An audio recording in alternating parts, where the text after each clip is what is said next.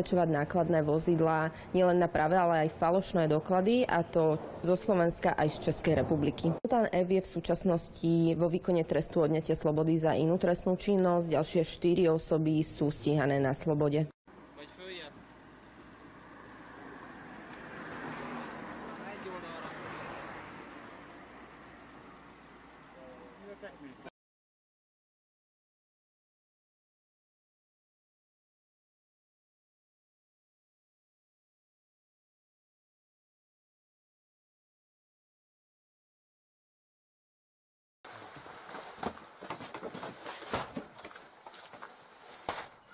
Давай. Ještě! Pojďeš! On se najde zázem!